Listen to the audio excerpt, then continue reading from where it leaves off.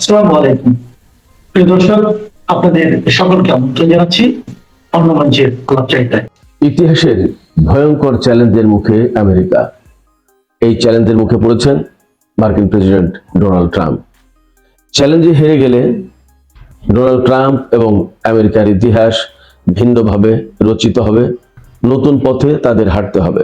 এই চ্যালেঞ্জের এক প্রান্তে রয়েছে ইরান, যার হাতে আছে হাজার বছরের ঐতিহ্য আর সভ্যতা সংস্কৃতির বিরাট ভান্ডার। একই সাথে রয়েছে আধ্যাত্মিকতার দারুণ মিশেল। অন্যদিকে আমেরিকার হাতে রয়েছে বিশাল বিত্ত বৈভব, বিরাট অর্থনীতি, প্রযুক্তি আর সামরিক শক্তি। তারপরও যুগ সন্ধি ঘুরে এসে মনে হচ্ছে এই দুই শক্তির ভেতরে লড়াই অনিবার্য হয়ে উঠেছে। এই অবস্থায় প্রশ্ন আসছে সামনে, যদি এই লড়াইয়ে আমেরিকা হেরে যায় তাহলে কি হবে?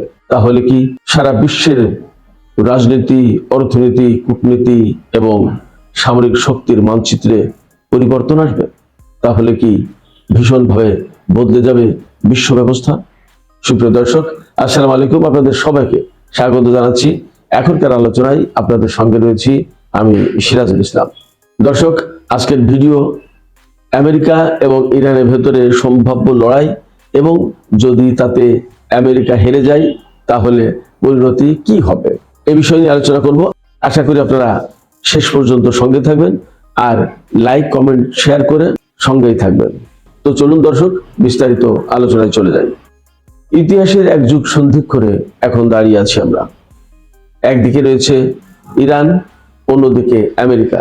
দুই শক্তি যদিও সমান শক্তি নয়, অন্তত আর্থিক সক্ষমতার বিবেচনায়, সামরিক এবং প্রযুক্তিগত শক্তির দিক দিয়ে তবুও এই মুহূর্তে আমেরিকা এবং ইরান মুখোমুখি দাঁড়িয়ে পরিস্থিতি যেখানে এসে দাঁড়িয়েছে তাতে বলা যায় সংঘাত অনিবার্য। এই অবস্থায় প্রশ্ন এসেছে, যদি সংঘাত অনিবার্য হয় এবং সেই সংঘাতে যদি কোনো কারণে আমেরিকা হেরে যায় তাহলে কি হবে? এ কারণেই বলছি ভয়াবহ চ্যালেঞ্জের মুখে আমেরিকা এবং মার্কিন প্রেসিডেন্ট ডোনাল্ড ট্রাম্প। প্রথমেই বলি, যদি আমেরিকা হেরে যায় এই যুদ্ধে তাহলে আমেরিকা যে দীর্ঘদিন ধরে এককেন্দ্রিক বিশ্ব ব্যবস্থা চালু রেখেছে তাতে দ্রুত পরিবর্তন আসবে। আমেরিকার কথাই এতদিন যেভাবে জাতিসংঘ, আন্তর্জাতিক বিভিন্ন সংস্থা, প্রতিষ্ঠান, বিভিন্ন দেশ ওঠা বসা করেছে, সেই আধিপত্য থাকবে না, ক্রমেই কমে যাবে। আমেরিকার এই আধিপত্যের জায়গায় কে আসবে?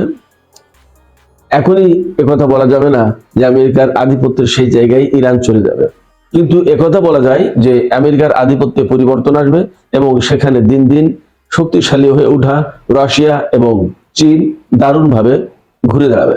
এতদিন ধরে ভারত এবং ব্রাজিলের মতো শক্তি অথবা দক্ষিণ আফ্রিকা, যেখানে জাতিসংঘের স্থায়ী প্রতিনিধি হিসেবে যুক্ত হওয়ার প্রচেষ্টা চালিয়ে এসেছে, সেই প্রচেষ্টায় হয়তো বা খানিকটা নতুন করে হাওয়া লাগবে।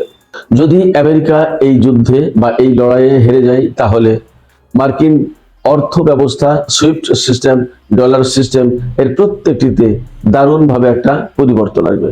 সেই পরিবর্তন কতটা ইতিবাচক ভাবে ইরান, রাশিয়া, চীন ক্যাশ করতে পারবে আমরা এখনই তা বলতে পারবো না, তবে এই পরিবর্তনে এই সমস্ত দেশ যে দারুণভাবে লাভবান হবে তাতে কোনো সন্দেহ নেই। যে ডলার দিয়ে বিশ্বকে শাসন করে আসছে সুদীর্ঘকাল ধরে আমেরিকা, সেই শাসনে, সেই আধিপত্যে মারাত্মক রকমের পরিবর্তন আসবে। বলা হয়ে থাকে শক্তির পূজারী মোটামুটি ভাবে প্রায় সবাই। আমরা এর বাস্তব নমুনাও দেখেছি। আমরা সুদীর্ঘ দিন ধরে দেখছি মধ্যপ্রাচ্যের বিভিন্ন দেশ কিভাবে আমেরিকা এবং ডলারের কাছে অনেকটা নতি স্বীকার করে রয়েছে। যদি ইরানের সাথে আমেরিকার লড়াইয়ে বড় রকমের পরিবর্তন আসে মার্কিন শিবিরে, তাহলে এই আধিপত্য, এই নতজানু নীতি অনেকটাই বদলে যাবে। ইরানের সাথে যদি আমেরিকা লড়াই হেরে যায় তাহলে ধরে নেওয়া হবে আমেরিকা এবং আমেরিকার সামরিক শক্তি তথা আমেরিকার সেনাবাহিনী এবং তাদের প্রযুক্তি এখন আর আধুনিক নয়, অনেকটা সেকেলে হয়ে গেছে। অর্থাৎ ইরান যে প্রযুক্তি নিয়ে আমেরিকার বিরুদ্ধে লড়াই করবে, সেই প্রযুক্তি যদি হয়ে থাকে ইরান, রাশিয়া এবং চীনের, তাহলে আগামী দিনগুলোতে ইরান, রাশিয়া এবং চীন বিশ্বের অস্ত্র বাজারে দারুণভাবে ঘুরে দাঁড়াবে। তারাই আধিপত্য করবে। অর্থাৎ অস্ত্র বাজারে ইরান, রাশিয়া এবং চীনের দারুণ একটা আধিপত্য সৃষ্টি হবে, প্রভাব সৃষ্টি হবে। এই লড়াইয়ে যদি আমেরিকা হেরে যায় তাহলে মধ্যপ্রাচ্যের যে ভূ রাজনৈতিক অবস্থা এবং অবস্থান তাতে বিরাট পরিবর্তন আসবে। এক দেশ আরেক জায়গায় চলে যাবে না, কিন্তু পরিবর্তনটা হবে এইভাবে যে তাদের পররাষ্ট্র নীতিতে পরিবর্তন আসবে, তাদের সমর নীতিতে পরিবর্তন আসবে, তাদের আঞ্চলিক পারস্পরিক সম্পর্কের ক্ষেত্রে পরিবর্তন আসবে, পরিবর্তন আসবে নতুন করে চীন রাশিয়ার সাথে সম্পর্কের ক্ষেত্রে। আমেরিকা যদি হেরে যায় তাহলে মধ্যপ্রাচ্যে ইসরায়েলের অস্তিত্ব এবং তাদের টিকে থাকা নিয়ে বিরাটভাবে প্রশ্ন আসবে। এই লড়াইয়ে যদি ইরান জিতে যায় তাহলে মধ্যপ্রাচ্যে যে গ্রেটার ইসরায়েল প্রতিষ্ঠার পরিকল্পনা রয়েছে আমেরিকা এবং তার মিত্রদের, বিশেষ করে আমেরিকা এবং ইসরায়েলের, সেই পরিকল্পনা বদলে যেতে বাধ্য হবে। ইরান এবং তার অক্ষ শক্তি অর্থাৎ তার যে সমস্ত পক্ষের আঞ্চলিক শক্তি রয়েছে, এই লড়াইয়ে যদি তারা জিতে যায় তাহলে এতদিন ধরে যারা ইরানের সাথে শত্রুতা করে এসেছে তাদের হিসাব নিকাশ বদলে যাবে অনেক কিছু, নতুন করেই ভাবতে হবে অনেক কিছু। এই লড়াইটা শুধুমাত্র অস্ত্রের এবং সামরিক শক্তির না, এই লড়াইটা আদর্শেরও। এই লড়াই বলে দেবে ইরান টিকে থাকবে নাকি ইসরায়েল এবং আমেরিকা। সেক্ষেত্রে ইসরায়েল এবং ইরানের পারস্পরিক সুনির্দিষ্ট দুটো আদর্শ রয়েছে। ইসরায়েল হচ্ছে ইহুদিবাদী আদর্শে, ইরান হচ্ছে ইসলামী আদর্শে উজ্জীবিত। সেক্ষেত্রে এই লড়াইয়ের ভেতর দিয়ে মূলত পরিষ্কার হবে ইসরায়েলি আদর্শ টিকে থাকবে নাকি ইসলামী আদর্শ টিকে থাকবে। অনেকে বলছেন এই লড়াইয়ের ভেতর দিয়েই হয়তো ইমাম মাহাদির আবির্ভাব ঘটতে পারে। অনেকে বলছেন বিশ্ব শাসন ব্যবস্থা ইসলামী আদর্শের অনুকূলে চলে আসবে। এসব কথা কতটা সত্য হবে জানি না, তবে সামগ্রিকভাবে বিশ্ব রাজনীতি, কূটনীতি, অর্থ ব্যবস্থা এবং সমর শক্তির হিসাব নিকাশে যে বিরাট পরিবর্তন আসবে তাতে কোনো সন্দেহ নেই। মধ্যপ্রাচ্যের যে পরিবর্তন ঘটবে সেই পরিবর্তনের ধারায় আরো বিশ্বেও অনেক বড় পরিবর্তন ঘটে যেতে পারে, এমন আশঙ্কা বা এমন সম্ভাবনা মোটেই অমূলক নয়। সেক্ষেত্রে এখন সিদ্ধান্ত নেওয়ার সময় এসেছে কে কার পক্ষে থাকবে, কে কার পাশে দাঁড়াবে।